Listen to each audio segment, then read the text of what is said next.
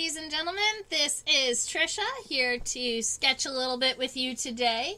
I haven't seen any suggestions come in as to what type of insects we would really like to sketch, and so I went ahead and picked for you guys. If there is something that comes to your mind that you think, oh, I definitely wanted to look at this type of insect or that type of insect, we can always go ahead and put that on the list for next week. So if you have any insects that you would like to see me draw or you would like to do during a Sunday session, just go ahead and suggest that. Today, I figured we would talk about the 4 different types of hoppers out there, or we're going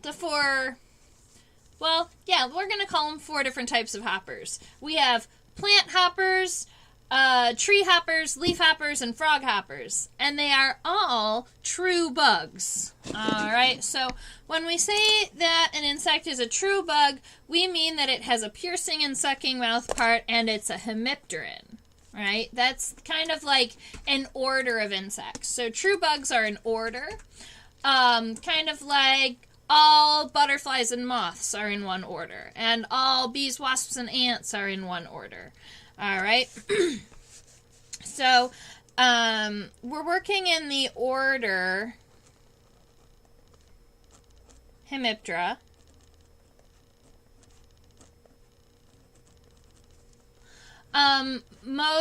There are many insects in this order that have hemi-elytra, or wings that are half leathery and half membranous. Let me fix this camera. It's deciding to autofocus a little bit.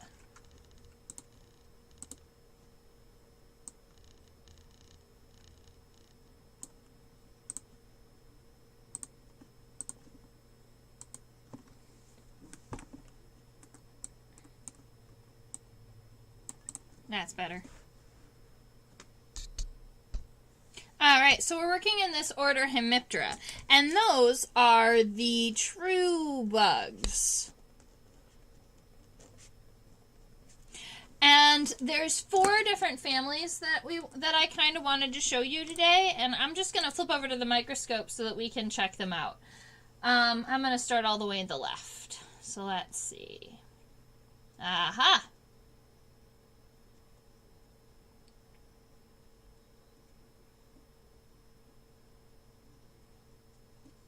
Alright, so starting over here at the left.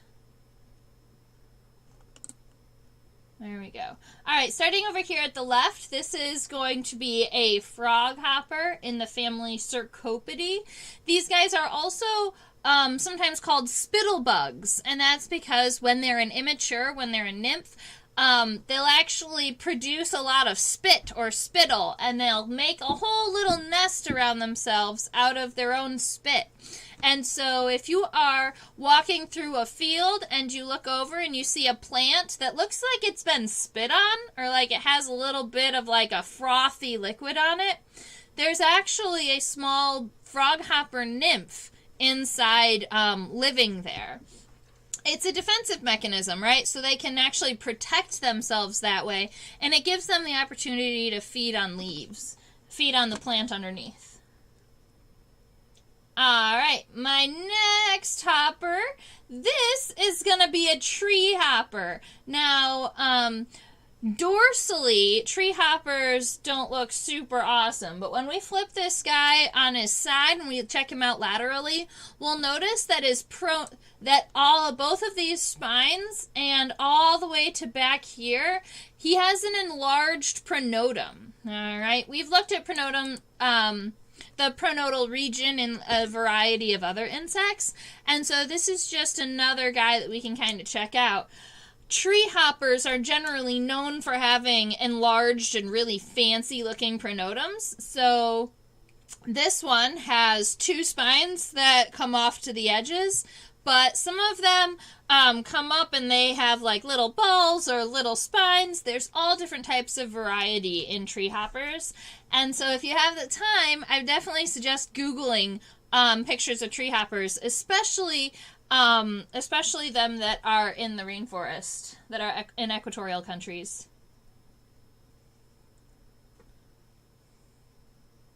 Alright, This little hopper here is called a leafhopper. All right. A lot of times they look very, very similar to frog hoppers, but when they're immatures, they do not make that spittle nest. We're also going to be flipping them over and looking at their hind legs. They've got characters in the spines and the hind legs that will help you determine if it is a frog hopper or a leaf hopper.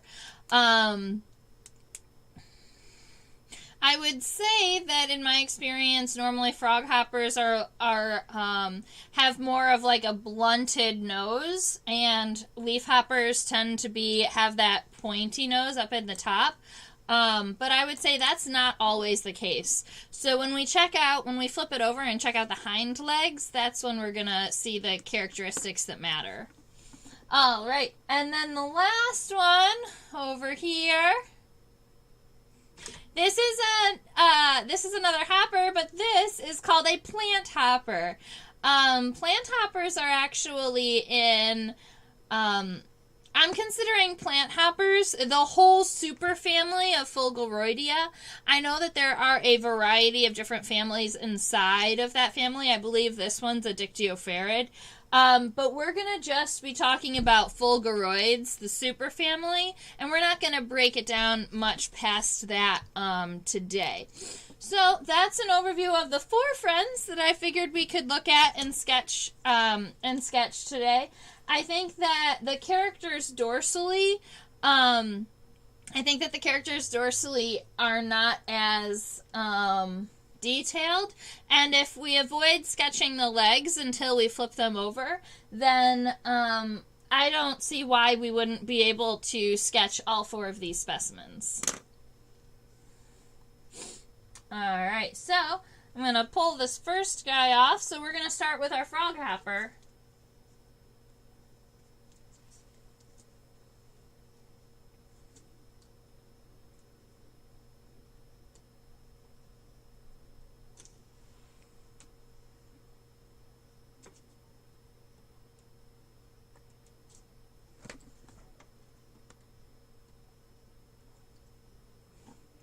And I know that some of us like to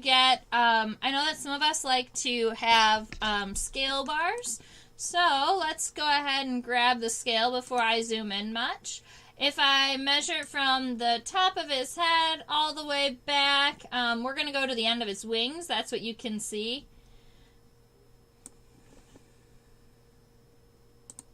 All right. My frog hopper is measuring 1.09 centimeters. You probably could round that up to 1.1.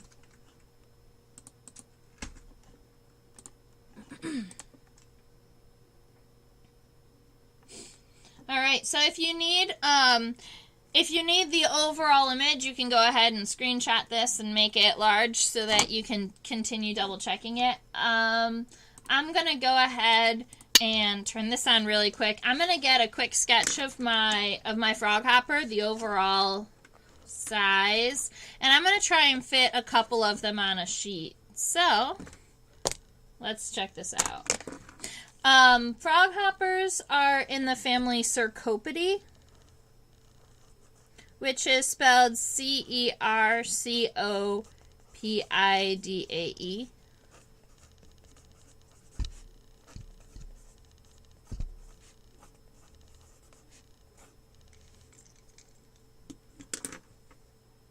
Alright, so we've got frog hoppers, and these guys, if you look at them straight head on, sometimes they even look a little bit like a frog. And the variety in some of these hoppers is absolutely amazing. They can come in all types of beautiful colors. Alright, so I'm trying to just get an overall view of the insect's body, and then I'm going to come back and add all of the details. So just going ahead and looking at kind of where that shape of the head, and then coming back and making sure that head is almost like kidney bean shaped, right? So it also comes in up here. We do have that pronotum, or that first segment of the thorax, that you can see that it comes down and almost triangular where the wings start. And then right about here, that little triangle is the scutellum.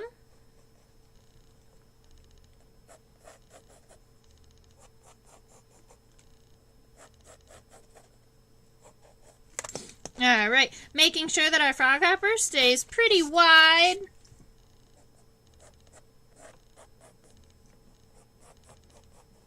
Okay, now one thing that we're going to notice about hoppers and all true bugs versus beetles and other insects like that, sometimes people will mix up like a box elder bug for a beetle. And something that we want to be looking for, you'll see up here where there's this V shape. And the wings are going to start here and they come down. I know that they meet in the center here, but there's also this V. Beetles, their wings meet straight across. All right. Whereas true bugs, a lot of times they don't meet centrally. With hoppers, they're going to meet in the center here, but you always have this little Y. All right. And that's something that you'll see. That's something that you'll see in true bugs. Whereas beetles are always kind of just straight horizontal and a straight vertical line for their wings. All right, so I think that that's about the body size that we're looking for. And I'm going to go ahead and put frog hopper underneath Cercopid.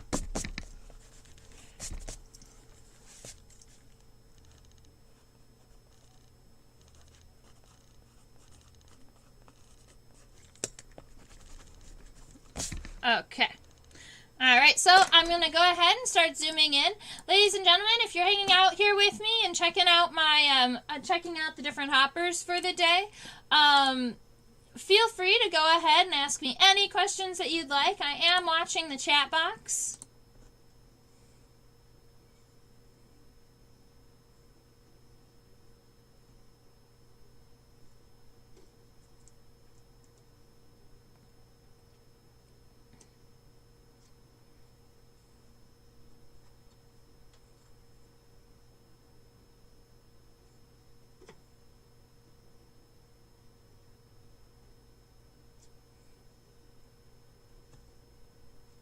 All right, so if we're looking at the head of our Cercopid here, of our frog hopper, we can see that they have two compound eyes off to the side. I'm going to zoom in right here and check and see if those are ocelli. Those might be simple eyes.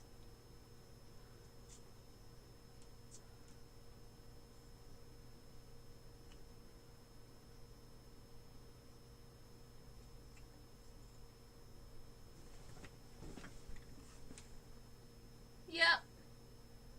Sometimes it's just easier to tell on the microscope. I believe that those are two simple eyes.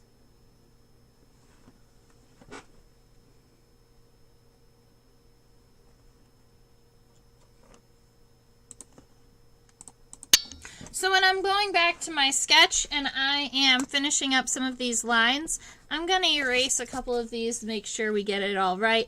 Coming down, and then I do have this eye, and the compound eye is rounded up at the top, but it actually the bottom runs parallel with the edge of the head. So you can see here, there's, it's almost like this D shape. And over here is the same thing. They've got this straight line at the base, and it kind of creates this D shape. So when we're sketching that, the back side of the compound eye is going to actually help us see what the back side of the head should look like. And make sure that when you are sketching, you're keeping in mind that central line, right? Because of insect symmetry. So wherever the point is for your nose, that's also where the point is at the back end of your head. And then right here along either side of this mountain here are two simple eyes. Those are ocelli, spelled O-C-E-L-L-I. Those are simple eyes. They don't have as much visual power as compound eyes do, but they do help the insects see light and dark shades. Alrighty. I'm gonna go ahead and move our specimen down just a little bit so we can see the pronotum.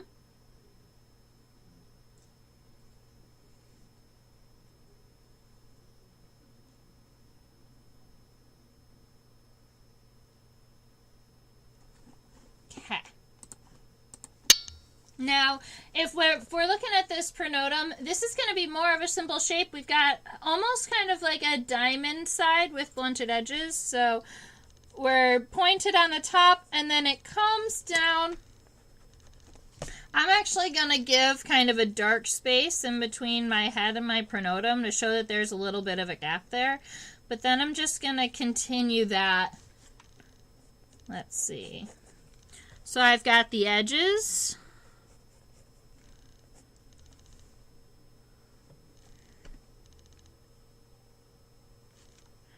And then it comes down for the wing.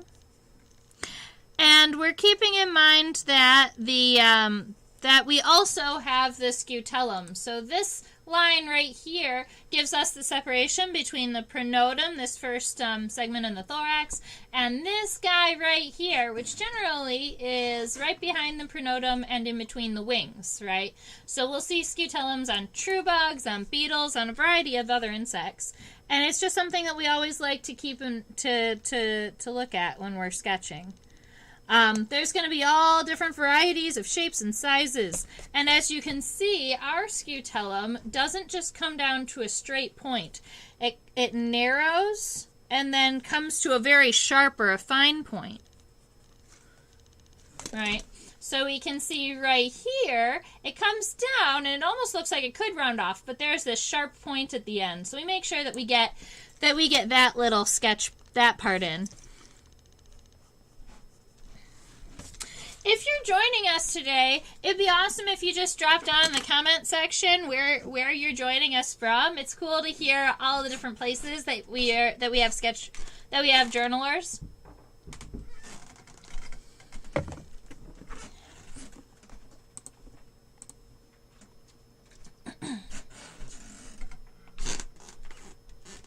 I'm going to zoom out just a little bit so we can check out these wings. Keep in mind that little golden dot right there in the center of our microscope. That is, that's the pin. So there's no need to sketch or take that into consideration while you're drawing our frog hopper.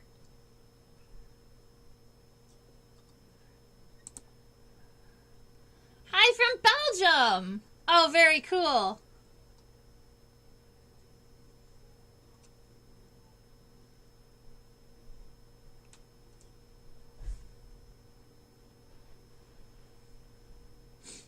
How's the weather in Belgium right now? It's been kind of stormy here. All right, let's check this out. We have the wings are actually going to be meeting in the center after the scutellum there. So we're going to go ahead and create this long horizontal line in between the two. And our wings are not all the way parallel with the body. They do come out a little bit and they're not really shouldered, but they have this convex shape to them.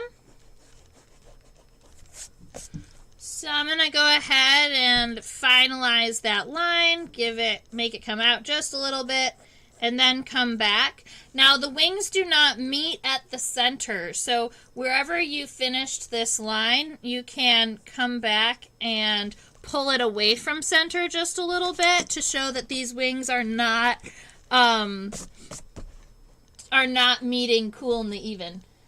Cold snow this week. Oh man, in Philadelphia we only really had one major snowstorm all winter. I think we're done with the snow though this year.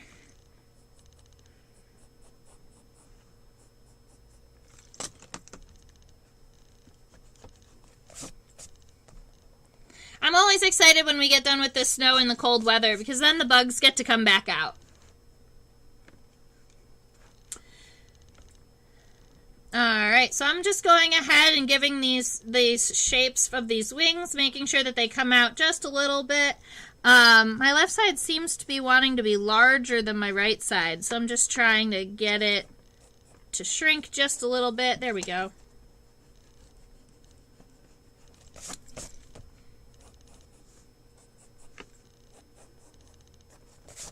Awesome sauce. So we've got the wings taken care of for our frog hopper. The overall shape of the head and the body, I'm not gonna worry about the wing venation on our frog hoppers or the or really the colorations just now. I'm actually pretty happy with just having a dorsal sketch of this guy, and there's two things that I want to look at. We're going to pull out and just draw a picture of the hind leg to show you where the character is. And I want to look and see what the front of his head looks like. So I'm going to go ahead and leave that sketch there. We're going to look at him head on. Let's play with the microscope a little bit. Oh no! It went from beautiful spring into winter. That's no good. That kind of stuff messes with the crops. When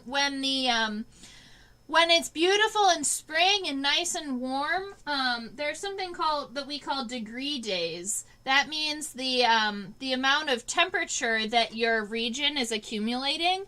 And a lot of things, including plants and insects, run off of a temperature-based growing rate rather than a time-based grow rate. So when we're talking about that, that means that insects, in the springtime, when it starts to get warm, they'll start to come out of diapause, they'll start to come out of hibernation, the plants will start growing, and then all of a sudden, if it gets really cold and it freezes, all of those things that we're starting to move and around and become active die off. And you can lose crops that way, you can lose a lot of insects. That's no good. Degree days is, well, good. Maybe one day we can really dive into degree days. There's a lot of math involved, and if it's actually understanding degree days is a little bit easier when you have a little bit of a background in calculus. Just a little bit, not a lot. Here. We're going to go on a small detour. And I'm going to use a different page. Alright, don't mind my invasive ladybug. Now, when we are talking about degree days, we're talking about, let's see, actually, darn it. I have too many good pictures in this journal. I can draw on the back of this page. All right. When we are talking about degree days, we're talking about kind of growth rates. So if we imagine we've got to draw out a scale. And this is what it's going to look like. So on the x-axis, we have time. And on the y-axis, we have temperature. Alright, and so insects and plants and other living things out there will sometimes, instead of using time, they will grow based on temperature. So we can say, let's see, 0, 5, 10, 20, 30. All right, so let's just give some examples. Insects, if the temperature is too low, they're not going to continue to grow. So if they get, let's say, underneath this line, they're not going to grow at all. They're frozen. They go into diapause. They start to sleep. All right. Then there's also another boundary. There is a high boundary where it says, okay, if the temperature gets over this line, then insects are too hot and they're not going to grow, and that's not going to be an available time for them to be eating and moving around, because at a certain point, insects will overheat and they kind of just shut down. So if we have a day that looks something like this, it starts underneath that line, it goes up, and then it gets too hot and then comes back down, right? Our insect isn't going to grow for that whole period of time. They're only going to be growing right here.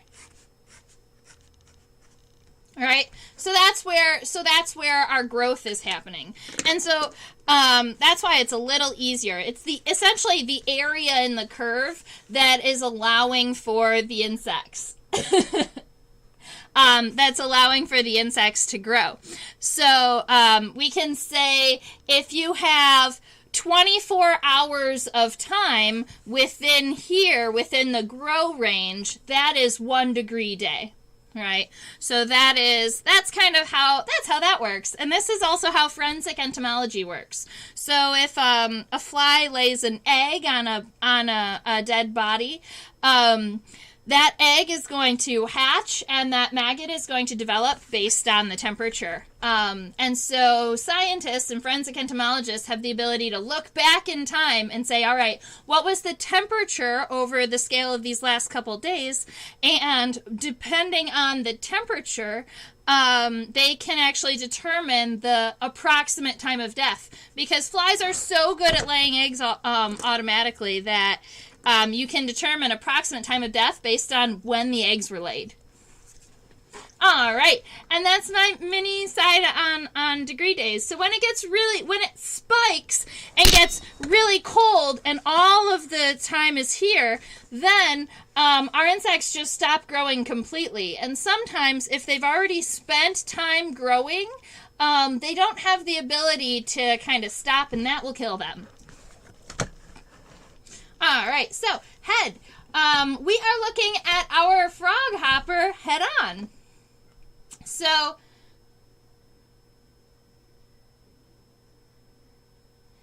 yay! I'm glad that helped, Natalie. That makes me very happy.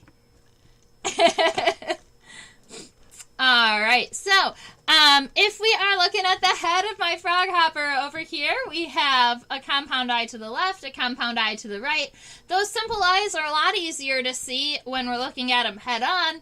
And right here, where you can see that little segment and the hair, those are the antenna.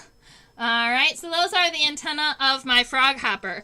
Now, something that we're going to want to notice about the head of the frog hopper is where the antenna are placed in comparison to the compound eye.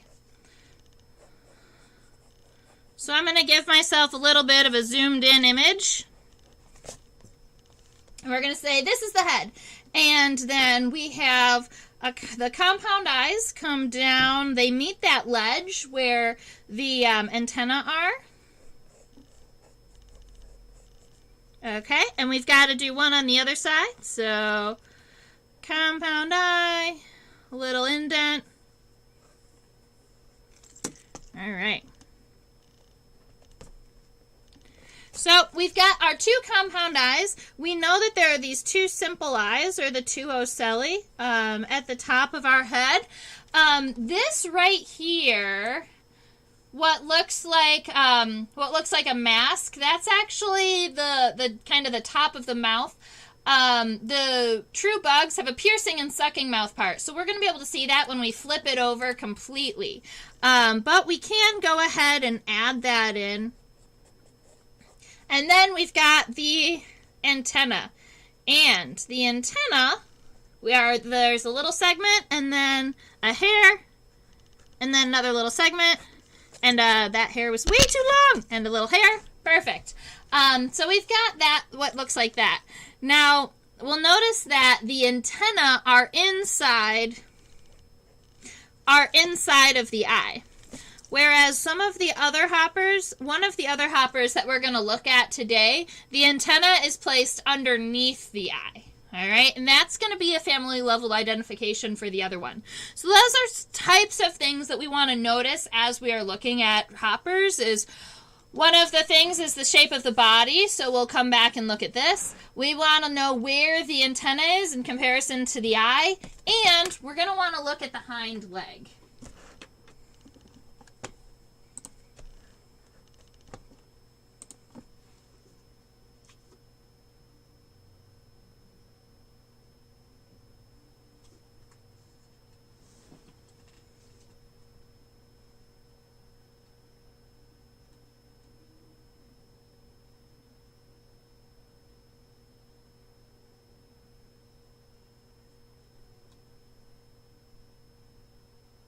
All right.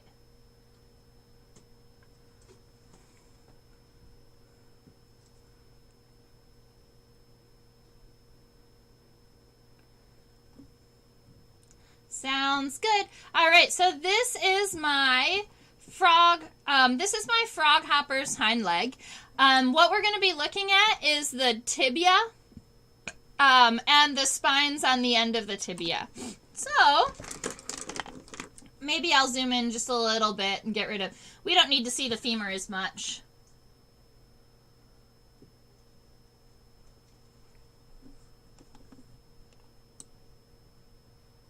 Cool. Awesome. So, we are looking at the hind tibia of our frog hopper.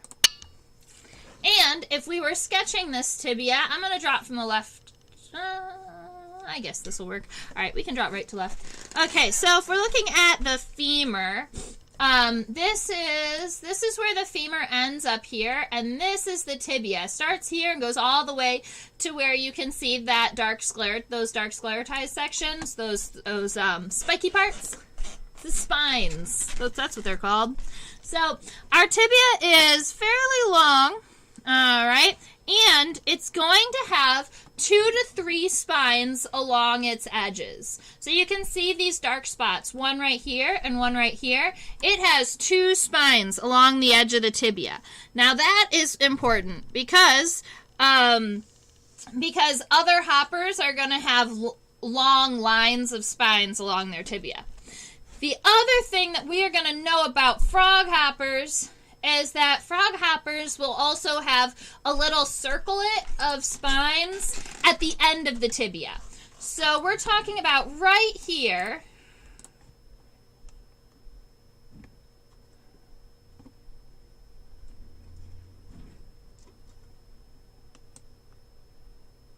Right here, you can see that these spines on the end of the tibia, they kind of circle the tarsal segments.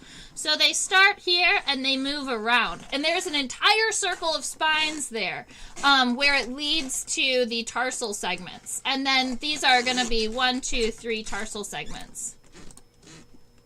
And that is characteristic of frog hoppers. All right, that little circlet of spines at the end of the tibia.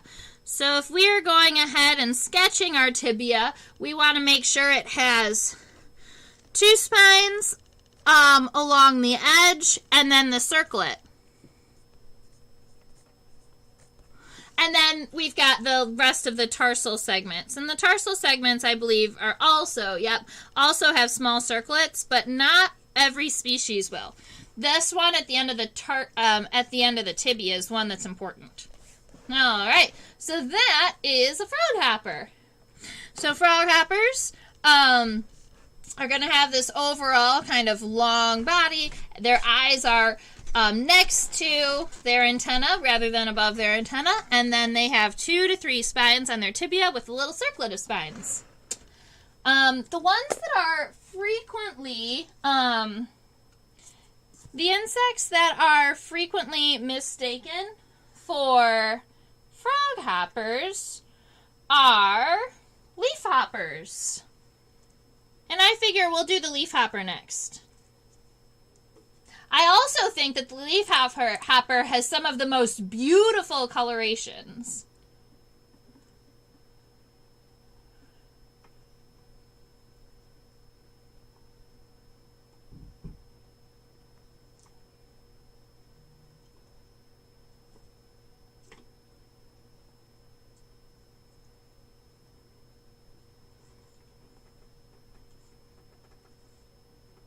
There we go.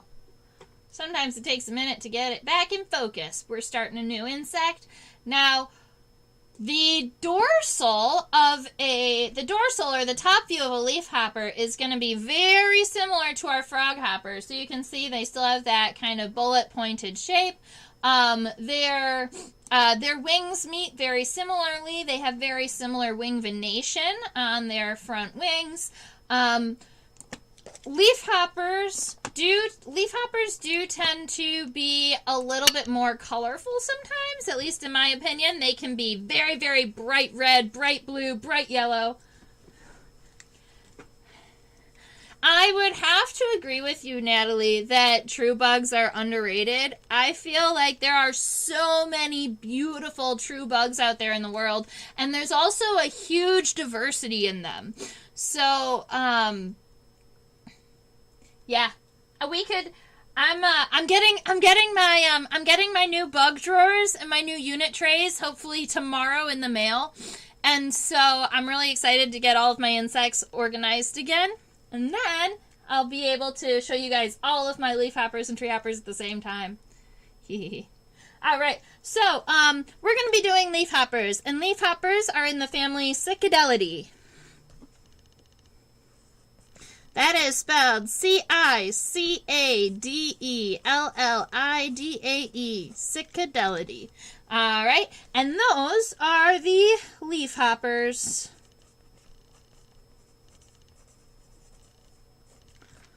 Now, keep in mind, all true bugs have a simple metamorphosis. So as they are growing, they have nymphs, and when they become adults, they get wings. But they don't have any major change like a butterfly, a fly, or a beetle would have. All right. So if we're, I'm gonna leave the microscope up this way so that we can see. Its overall body. I'm going to oh, wait a minute. I forgot. We want to make sure that we have a scale bar so that we can compare all the sizes of our different insects. So to get a scale, I've got to zoom out like this. All right.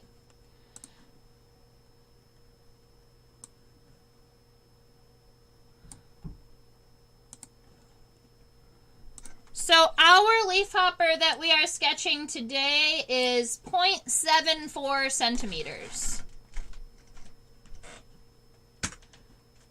For all of you guys who would like to put scales in your nature journals. Ladies and gentlemen.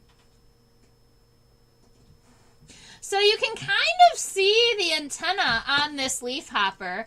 If we look right here, there's a very, very light, thin line right there, right underneath my dot.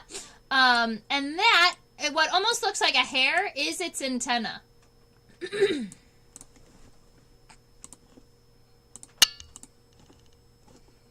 All right. So I'm just going to try to give myself an overall body shape. I know that the leafhopper is about half the size of my froghopper, but I'm going to probably draw them.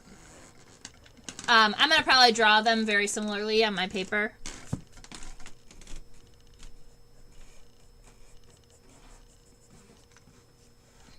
So that head is another kind of rounded triangle. It is not as drastic of a change from the head to the pronotum. And you'll notice that the pronotum on the leafhopper is more rounded rather than angled. So we've got, and obviously these are light lines that I'm going to go back and finalize. Just gives me an idea of what we're working with. So we've got the pronotum, and that pronotum is actually also pretty rounded, and it leads down to our scutellum, that triangle right here.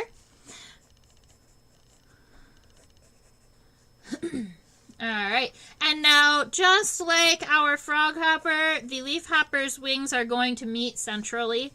But it looks like the wings on my leafhopper do not have as much of an angle here on the shoulders as my froghopper did.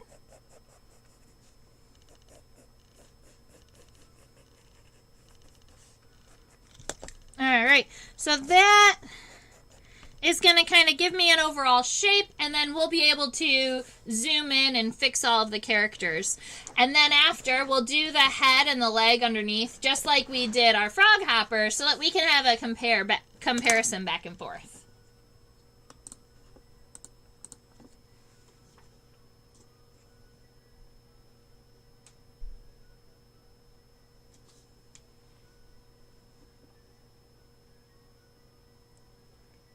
So pretty. It reminds me of that song Black and Yellow. All right, so we can see ocelli. We can see simple eyes. There's one simple eye over here to the left, which means the other one is probably that darker orange spot right around here to the right.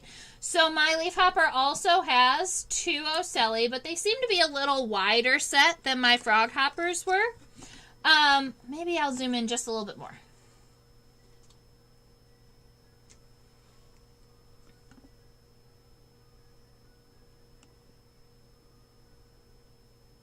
Very cool. All right, so our leafhopper also tends to be kind of glossy. He's very shiny under the microscope. A lot of times what's going to give our insects that gloss or that shine is the fact that they actually have a waxy outer coating on their exoskeletons. This is going to help make sure that they don't lose their body moisture too quickly. It's kind of, so they have an outer layer of wax. It's kind of like being like wrapped in wax paper, right? It helps them hold their body moisture in so that they don't desiccate. Alright, so we're going to give our leafhopper that very, very like that kind of pointy head that makes him look like he would be very aerodynamic, right? They would be able to jump far and long distances. And then it's gonna come on back, and we're not gonna give this very strong angle that we did on the froghopper. It's gonna be a little bit more rounded, a little bit more soft, I guess is the word for that. All right, and then our compound eyes, you can see that they come down and they also angle. Something like that, where you've got the straight line along the edges, and then they come around. You can also make these compound eyes just a little bit larger than the edge of the head. That's going to give it that appearance that it is definitely separate from the head. We do have those ocelli, but the ocelli are very separated, so we can go ahead and sketch those in comparison to the ocelli that are very central and next to each other. Our leafhoppers are separate, and we can see that the antennae are going to be coming from right about there. But we don't know much other than that because we haven't really looked enough at the front of the head of this leafhopper.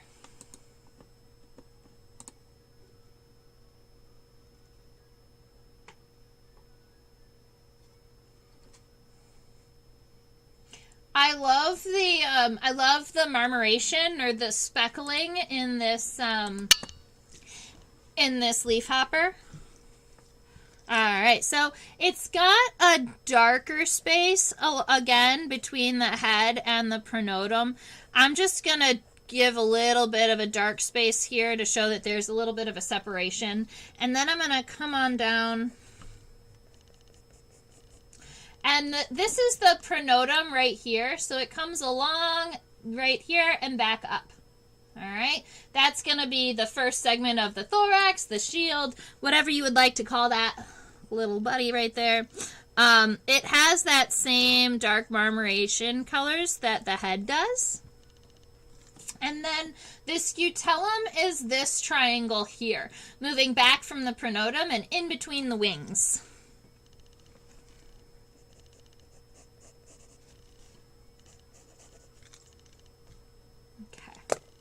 All right, so I think it's about time to zoom out, sketch the wings a little bit, and then we can check out the head and the legs. I love the black and red colors on these wings. I promise one of these days I will get myself a good set of colored pencils, and then I'll be able to color these insects with you too. I kind of really like line sketches, though. I like black and white sketches.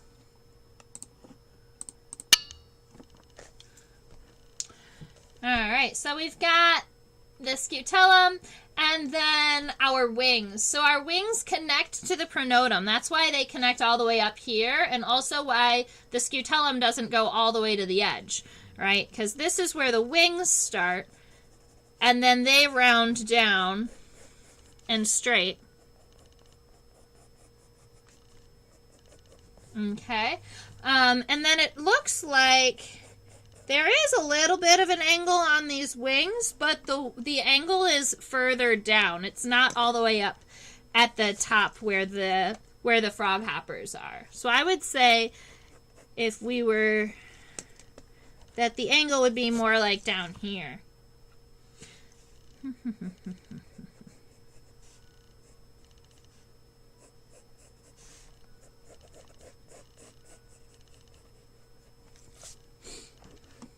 Alright, so that gives you an idea of kind of their overall body shape and what might make them different.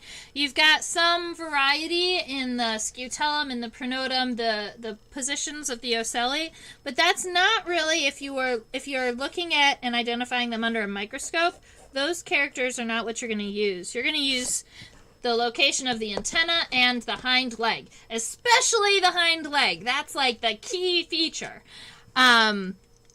So, let's see. I'm actually going to give some of the wing venations here, some of this dark striping, and we'll see that a lot of this dark striping, it comes towards the center.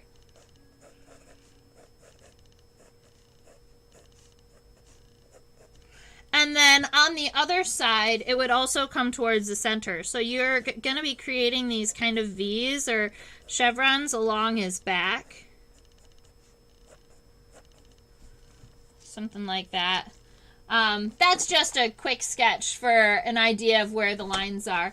And if I was going to go back and color it, then I would definitely spend a little bit more time sketching the wing veins. I was actually looking and going through some of my really old documentation, and I have a really cool old book about all of the about wing venations, and I'd really love to show that to you guys one day.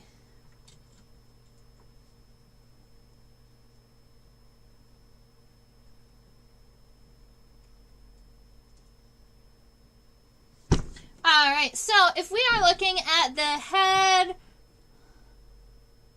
front on,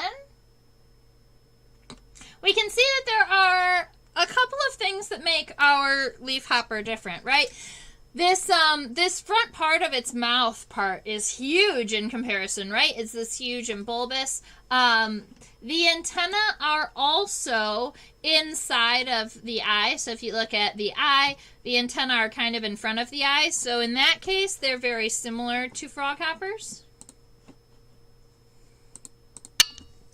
So if we are sketching the head, we would give it kind of these compound eyes.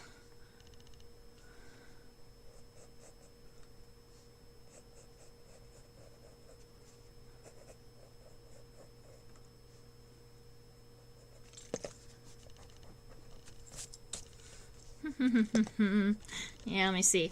So let's give it the overall shape first. So the top, the eyes, and then we have the mouth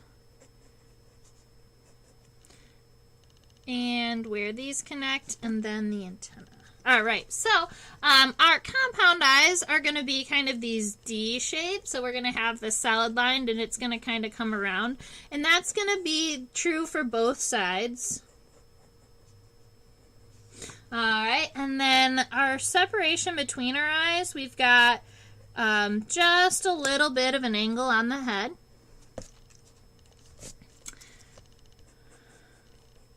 It's not a buccal cavity. That would be a different mouth part, I think. All right, and then our connection from our eyes to our mouth parts and those antennae, which are right here in front of the eyes and not underneath them. A lot of times we'll see some parallel lines running along this mouth part. I think that if we zoomed in on it, we would see that.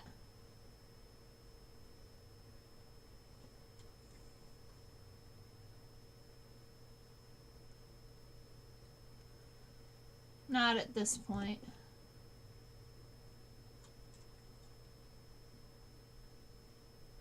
Cool. I love the speckling or the maculation on the on his head and thorax. All right, so the big character that we want to be looking for is on the hind legs.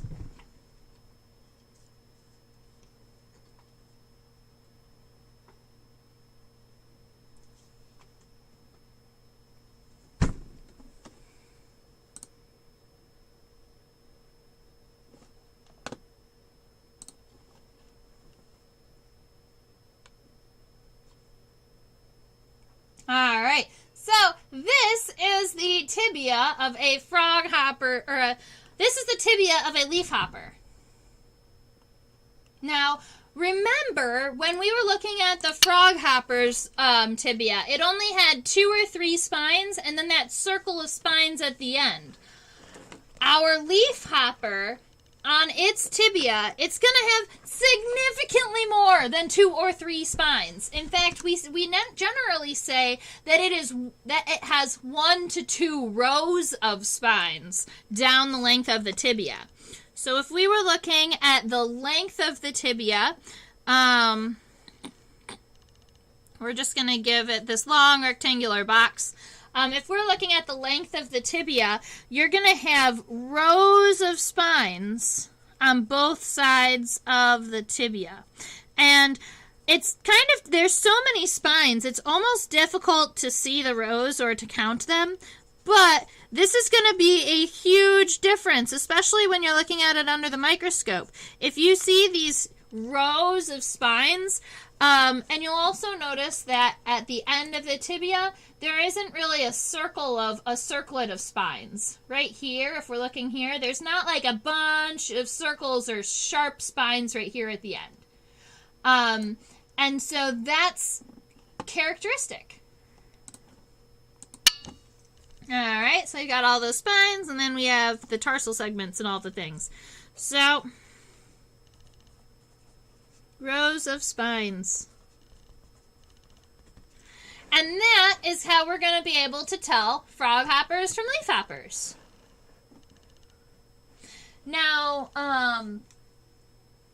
treehoppers are going to be a little bit easier than this because we're not going to have to look at the head or the legs as much as looking at the pronotum. So we've seen these pronotums right here, right? They're kind of small. They are they can have shapes and colors and those types of things, but they're not really super descriptive of the species generally. But if we are looking at their family name are their family name are Membracity.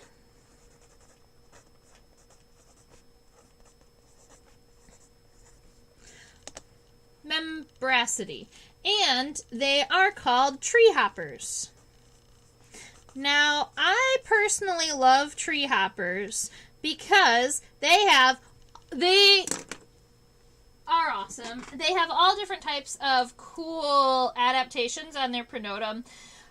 Some of them will have like long, like spine looking things. You've got ones that actually look like they're a thorn. So they hang out on rose bushes and they eat spiked plants, and then they actually blend in with the thorns because they look like a thorn. We're actually going to be sketching the membracid not dorsally, but laterally. It's going to make it easier.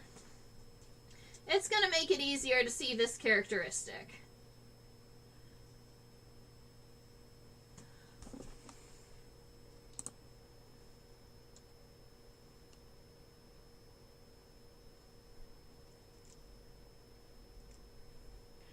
All right. The lateral of a treehopper.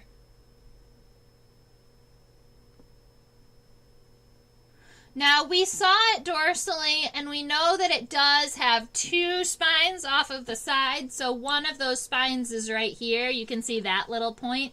But I want to just start sketching this overall body, and we'll notice something kind of wild about the pronotum on this insect, right? So our head actually is down here. This is our compound eye. The mouth parts are down here. Because it's a true bug, it has piercing and sucking mouth parts. Doop, doop, doop, doop, doop.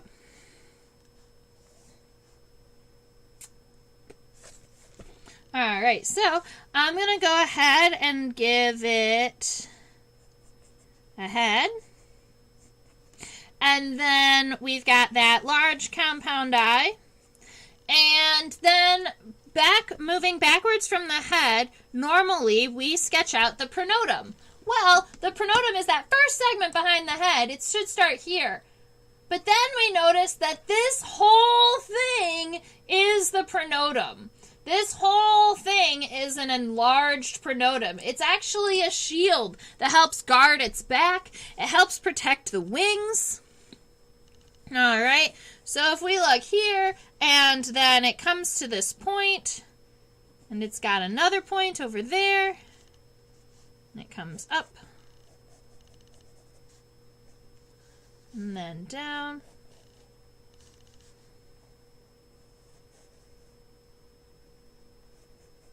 All right, it's something like this, where our pronotum is expanded upwards up to this point, and then it gets wider at the top where it's got this second point over here, and then it extends all the way back. Now, this expansion of the pronotum is how we tell tree hoppers from all of the other hoppers. All right, we don't have to really look at the antenna or at the legs. Now, if we were to look at the hind leg, we'll notice that there is lots and lots of spines on the hind leg of my tree hopper. And that might get us confused with psychedelity, right? Because they also have these large spines. But Leafhoppers have normal pronotums all the time. They're thin, they're small, they're not enlarged at all. Whereas this guy has a huge pronotum. And sometimes, sometimes the pronotums look like this, and they're like long, and they look like little Christmas trees, and they have balls on the end of them. It's wild. You should check out images. I don't personally own any images of tree hoppers from equatorial countries, because I have not been to one yet. But one day, I will see the rainforest.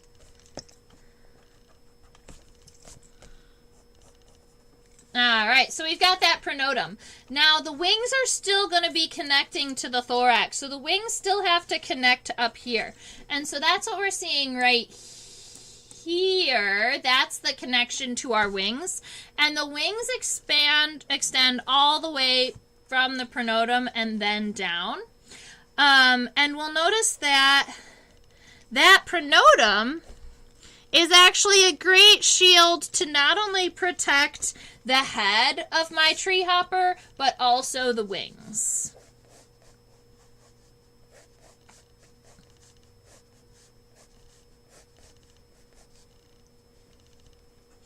All right. So, we can go ahead and sketch out the, the legs, but I think what I'm going to do is I'm going to zoom in just a little bit. I'm curious about where the antennae are connected into the head for when I'm sketching that. Oh, greetings from Central New Jersey. Hi. All right. Now, we can see right about here. I was trying to get a view in the frame. Yeah, you want to see the full image. So, this is the full image of our of our treehopper.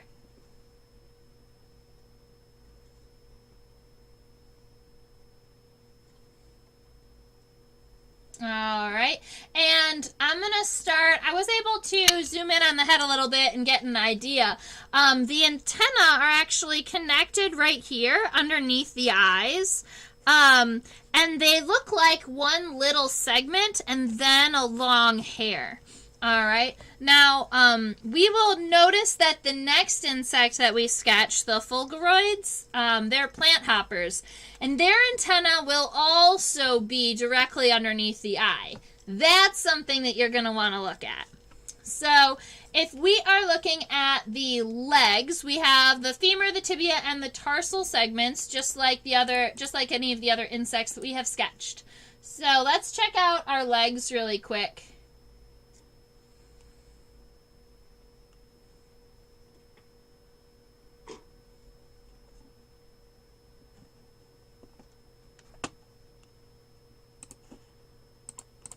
Perfect. All right, so if we are looking at the legs, normally the front leg, the tarsi, are going to point forward. This is just, I guess, how the specimen ended up mounted. So I'm going to make sure that when I'm sketching the legs, I have that femur that comes up, which is the first segment of the legs. And then I have a tibia that comes down. And then those tarsal segments, it looks like they are two segmented. Well, there's two segments, and then there is the tarsal claws that look like they're padded. And so we're going to be able to draw all three legs. So the first leg, the second leg, and then on our hind legs, we'll notice that their hind legs have many, many, many spines. Oopsies, that's not the dot. The hind legs have many, many spines on that tibia here. It also almost looks like the tarsal segments are broken off of the hind leg. This is a hopper, so hoppers do have the ability to jump long distances, right? And so if we wanted to try and catch this insect, it might be a little bit more difficult. They love to jump out of the way. Friends who are in New Jersey, you might be interested to know that the spotted lanternfly is a fulguroid. It's a plant hopper. I believe that's the case. Give me a second. I believe it's a fulguroid. Yes! So, the spotted lanternfly is actually a fulguroid. It is a plant hopper, so we'll be getting to that next. And if you have ever tried to catch a spotted lanternfly, you'll know that they are incredibly fast. They jump incredibly well. Right? Just like many of these hoppers do. And so on our tree hopper, he has many spines along his tibia. But the main characteristic, the one that says, hey, we know that it's a membracid, is the fact that it's a hopper. So it has this overall shape. It's got piercing and sucking mouth parts, which makes it a true bug. But it's got an enlarged pronotum.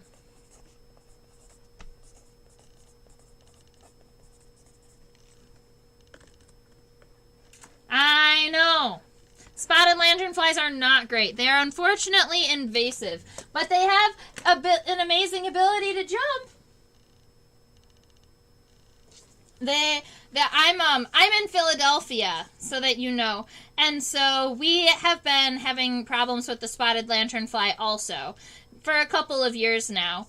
Actually, I was out hiking at Palmyra Nature Cove, which is in New Jersey, and I was seeing spotted lanternfly egg cases on the trees. So that's not exactly a great sign. But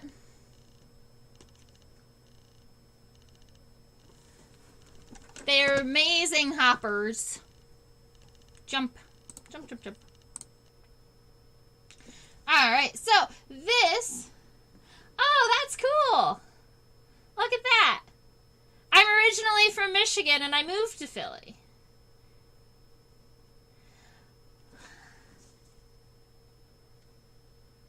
Don't mind the leg on the pin. Whoops. Alright, so I'm trying to we can get an overall view of this guy right here. This is a type of plant hopper. And yeah, it looks like when I pinned him, he got a leg that got pushed. But I need an overall view of him so that we can get a scale bar for those of you who like to throw your scale bars and the measurements. If I measure him from the front of his head, which is the front of what looks like this fun little nose up here, I measure him from the front of the head to the end of the wings. He is 0.8 centimeters. Alright, so that gives you an idea of his length in comparison to our other buddies that we've looked at. Now, frog hoppers have a huge diversity. Alright, there's all different types of frog hoppers. So, when we were talking about, let's see, I'm going to give you a little bit of a background on insect naming before we go on. Now, when we said Cercopity are the frog hoppers, that ends in IDAE. That means that this is a family level identification for insects. All right. So when you see IDAE at the end of Latin, that means a family or a group of insects. Like all of the lightning bugs are Lampyridae. All of the ladybugs are Coccinellidae. So large families end in IDAE. So Cercopity, Cicadelidae, and Membracidae are all family level identifications. The next one we're going to talk about is not a family. We call this a superfamily. And this is spelled Fulgoroidea.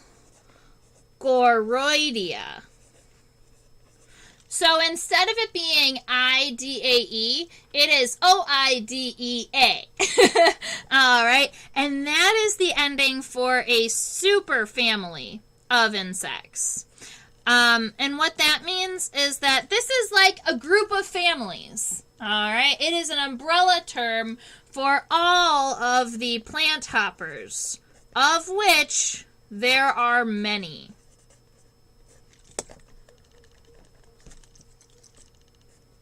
Alright, so we're going to be looking at plant hoppers. Now, plant hoppers can be guys like this one that we're looking at under the microscope. This is a dictyopharid, so it's got this elongated front of his head. You can be talking about the spotted lanternfly. It's also a plant hopper. It's actually in the fulgoroid, it's actually a fulgorid, which is the family that the superfamily is named after. Yeah, so let's get an overall sketch of this guy going. Maybe I'm going to scoot him up a little bit so that we can see the overall, yeah. I want to be able to see most of his body. Come on, scooch forward. Oh no. There he goes.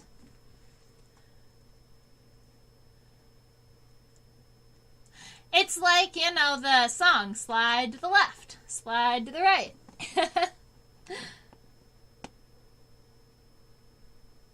All right, very good. I think that that's going to be good enough to get our sketch underway.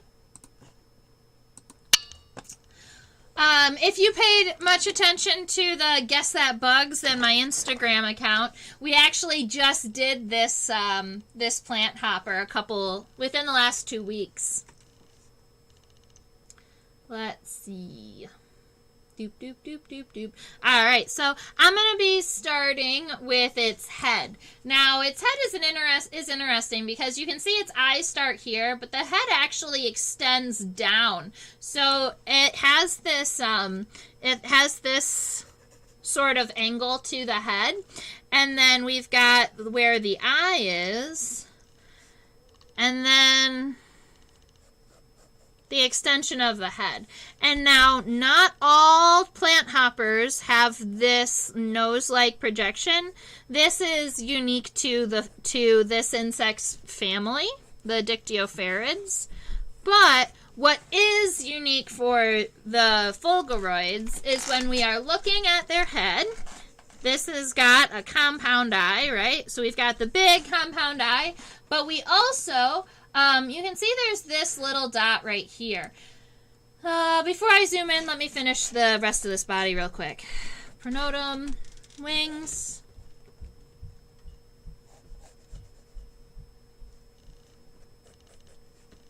Body.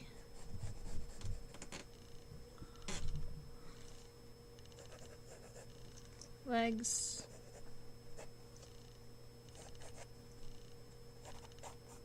All right, so I've got an overall light sketch of what I think it's going to look like, just to give an idea of making sure I stay on the page. All right.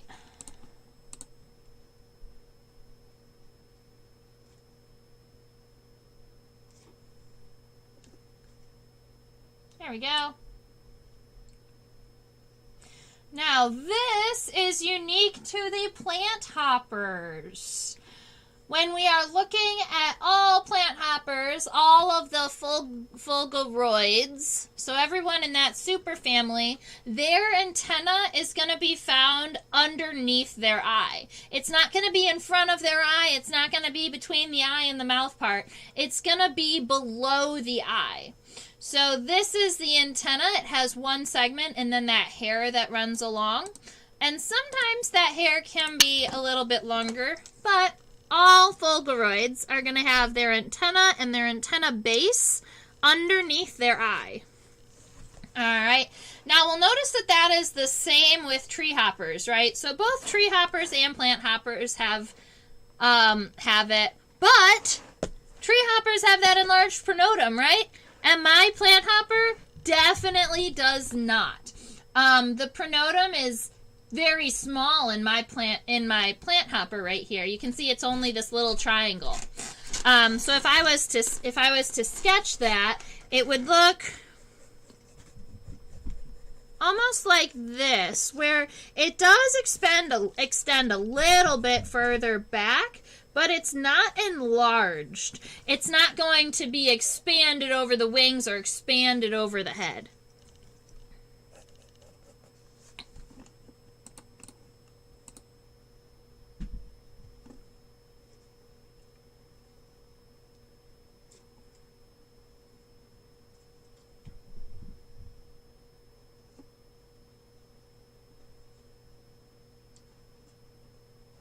Alright, so if we are looking at this view, I'm going to make sure that we get our wings taken care of and finalized. So checking out where it meets the pronotum and where it comes down. So wherever you have the end of your pronotum, that's going to be the bottom side of your wing. And you can pull that out and darken it. And then your hunchback, essentially, it's a little more convex than I originally sketched. So just making sure that we've got that taken care of. And you can go ahead and erase any lines that don't make sense anymore. Okay. And then all of those wing venations. Now, I'm not going to spend a lot of time looking and analyzing the wing venations. We do know that there's a costal vein, so one that runs along the edge, that's generally thicker and stronger. And if we're looking at these wing veins, they generally are moving in this direction, and they have a couple of Ys or splits, but we don't have a lot of cross veins until the end of the wing.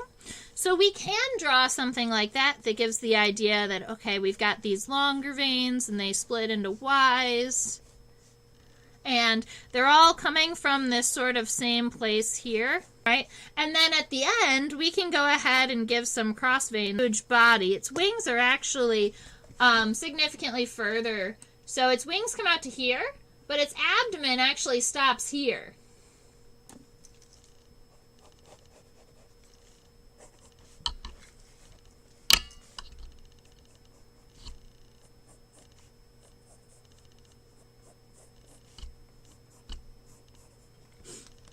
right, so that's going to be our overall body shape. We can add the femur, the tibia, and the tarsi. Now the hind legs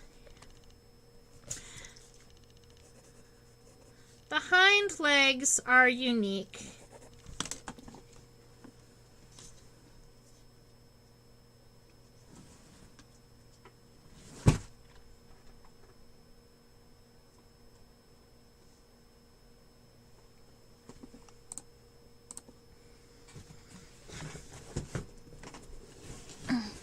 Alright, so if we are looking at the hind legs, they might seem very similar to another insect that we have looked at today. Alright, so if we're looking at these hind legs, we can see that they don't have huge long rows of spines like our leafhopper did. Alright,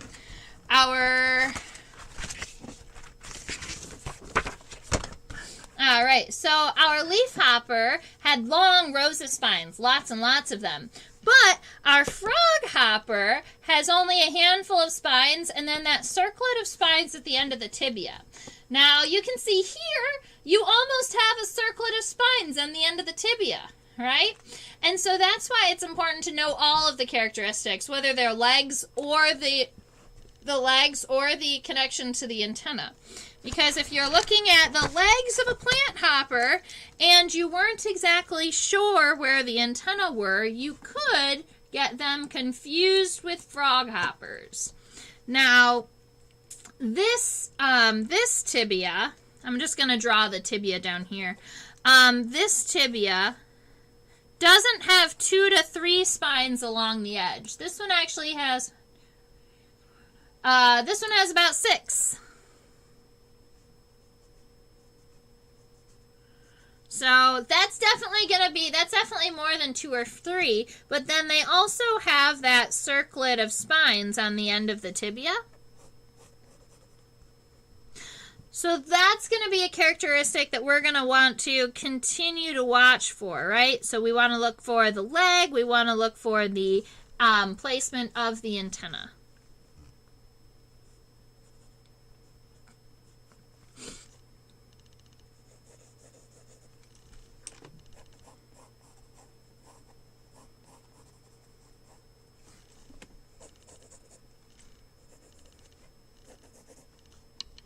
I'm kind of giving us an overall, I'm kind of just making these legs in dark form. They're almost like stick figure legs. It gives the idea of where they are, but there's a little less detail. That's fine, because the legs are not as important as our antenna characteristic and our leg. Very good. Fulguroids. So, those are the hoppers in the insect world. All right. We have froghopers, treehoppers, leafhoppers, and plant hoppers. They are all very closely related. They are all true bugs. They all have a simple metamorphosis. They all have a piercing and sucking mouth part where they can pierce and drink from trees. They all have incredible jumping abilities. Whether they are jumping from tree to tree or branch to branch or leaf to leaf, they're all over the place. I love looking at the froghopers and the leafhoppers dorsally because they do have these angles on the edges. You won't see a lot of that in the other ones. They have differentiations in where the antennae are placed. And something that I hadn't noticed before is the difference in the ocelli placement. The froghopers being so close and the leafhoppers having them separated. I don't know if that's a characteristic on all the species or if it's just these two specimens. So that would be something that I would want to go back and check out some of my other specimens and compare that character and see what that looks like, see how those are different. Treehoppers that sometimes look like rose thorns and plant hoppers that can seriously come in all shapes and sizes, but the antenna is always placed below the eye. That's how we know that. Really, it's this antenna that's placed below the eye. All right, so I had a handful of you guys hanging out with me today. I super appreciate all the questions and the check-ins from different locations, right?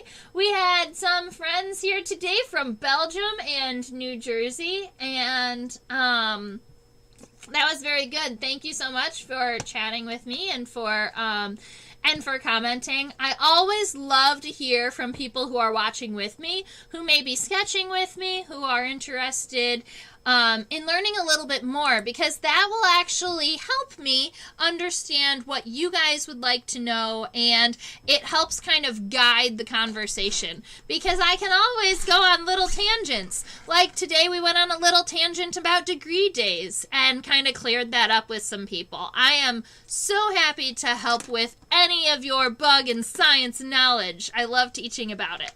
Now, I also do teach for students, all right? So I'm not just here teaching for adults. If you go to this place called OutSchool and you look up Trisha Nichols, my name, you'll find bug classes, all right? You can also find the link in the doobly-doo in the description box below. That is where... that's where you'll be able to click a link, follow any of my classes. I teach 5 to 8-year-olds, 9 to 12-year-olds, and 13 to 16-year-olds in a variety of different bug and YouTube creation classes. I also obviously have a YouTube channel that you should subscribe to. I think about 60% of us are subscribed now, and I would love to get it closer to maybe 3/4, right? So if you are watching this and you had a great time and you want to be notified that when we're going to do this again, go ahead and hit the subscribe button and hit the bell if you want to be notified. This is something that I do full-time. This is what I love. This is what I hope to continue to do full-time. And for me to do that, it is super helpful if you donate to Insectopia. It helps just say thanks for the class. If you learned something, go ahead and drop me a couple dollars. You can buy me a coffee, right? Or buy me a pack of pins so that I can continue to share my love of insects and educate and all of those wonderful things. I have an Instagram that we play Guess That Bug on. I know that this is an old picture. I should definitely switch it out. But essentially what we do is we look at 3 different images of an insect. 2 that are kind of like hints, right? So you can see the head or you can see the end of the abdomen. And then at the end of the day, I post the full picture of the insect and what it is and what it does. And as this generally happens Monday, Wednesday, Friday, I tend to be a little busy. Sometimes I miss a day. But we try and get as many of them as possible. Thank you so much for hanging out with me today. I hope you all have a wonderful rest of your week. We will be back here on Sunday at 4 p.m. Eastern Standard Time next week to chat about whatever types of insects you would like. If you have a suggestion for next week's insect, go ahead and type it in the comments. That helps me decide what we're going to do. And if I have an idea of the insects we're going to talk about, it gives me a chance to come up with a couple of fun stories that aren't off of the, that aren't just kind of pulling them out of my mind, right? So I hope that you guys have a wonderful rest of your week, and I will see you again. Goodbye.